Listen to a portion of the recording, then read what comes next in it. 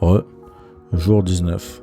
On est toujours dans cette petite période où je suis en train de te détailler les différentes façons de faire venir les gens sur ta boutique.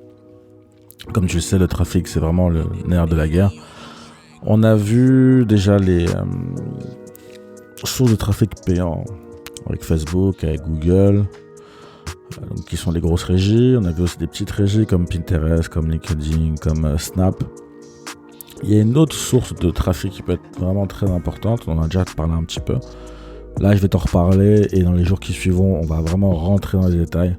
Je t'expliquerai vraiment dans les détails comment les contacter, etc. C'est les influenceurs.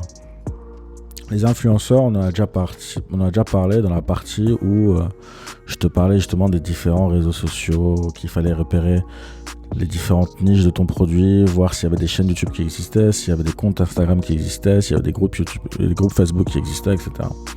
Donc en général, ces plateformes sont détenues par des influenceurs. Et les influenceurs, mine de rien, comme leur nom les indique, ils ont cette capacité à influencer leur audience. Donc pour ça, tout ce qu'on va faire, c'est essayer justement de repérer ces influenceurs, de les classer, de les catégoriser suivant leur influence, suivant la taille de leur audience, ça va être important. Nous, dans notre cas, on va partir du principe où on n'a pas énormément d'argent. Souvent, tu vas voir que, quand tu vas taper influenceur, quand tu vas chercher à te renseigner un peu sur les influenceurs sur Internet, tu vas voir souvent des personnes qui vont te conseiller d'aller voir les grosses agences, d'aller voir les gros influenceurs, tous les gars qui sortent de la télé-réalité, les grosses agences comme Shona Event, etc.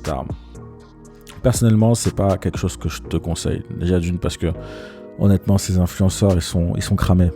Ils sont cramés dans le sens où du matin au soir, ils proposent tout et n'importe quoi, de l'épilateur à la casserole, aux AirPods, à la coque de téléphone. Enfin vraiment, ce sont devenus pour moi en tout cas, et des derniers chiffres que j'ai, parce que oui, j'en ai testé des derniers chiffres que j'ai.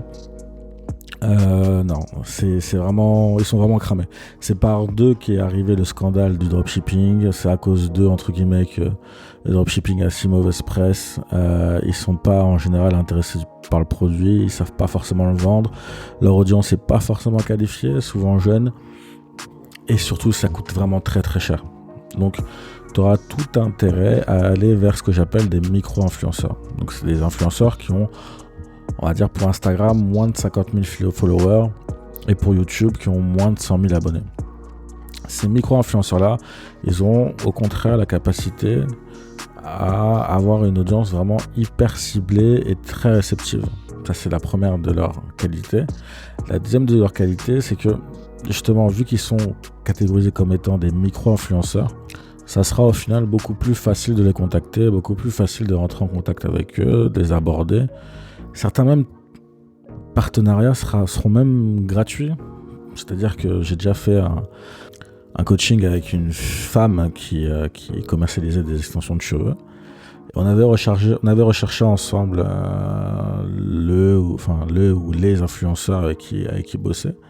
Et on avait repéré une bonne influenceuse, vraiment bien, qui avait vraiment une chaîne YouTube dédiée aux cheveux, dédiée au test justement d'extension de cheveux. Et en regardant sur sa chaîne, on s'était rendu compte que la plupart des produits qu'elle testait, elle les avait achetés elle-même en fait. Donc nous, il a juste fallu d'envoyer un mail et d'offrir un produit gratuitement pour avoir une exposition de 4 à 5 vidéos, des vidéos qui faisaient chacune entre 50 000 et 60 000 vues. Et ça pour le prix de trois extensions de cheveux, quoi. Donc en termes de rentabilité, en termes de retour sur investissement, il n'y a pas mieux. Il n'y a pas mieux. Ça nous a coûté un coupon de réduction, 3 produits. Au final, l'influenceuse a pu offrir du contenu et une promo à ses abonnés. Nous, on a pu faire du business et par la suite, on a continué à garder contact avec elle. Donc, les influenceurs, c'est vraiment une source de trafic qui peut être vraiment très intéressante. Après, je suis conscient que c'est pas forcément possible avec tout le monde. Ça va vraiment dépendre du produit que tu as choisi, de la niche dans laquelle tu es.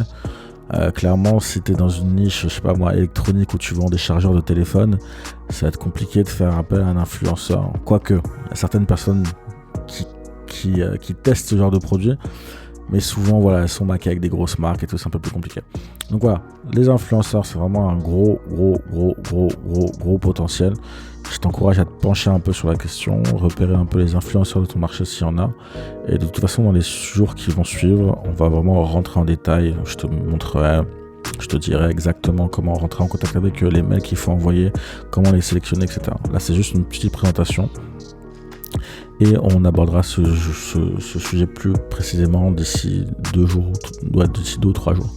Donc là, c'est fini pour cette vidéo. Demain, on va parler affiliation. Parce que là aussi, c'est une bonne technique pour amener du trafic. Cette fois-ci, bon, on n'est pas dans le gratuit, on n'est pas dans le payant, on est vraiment dans l'hybride. Et on en reparlera demain, tu verras, c'est vraiment intéressant. Je te dis à demain, on lâche rien. On continue. Peace.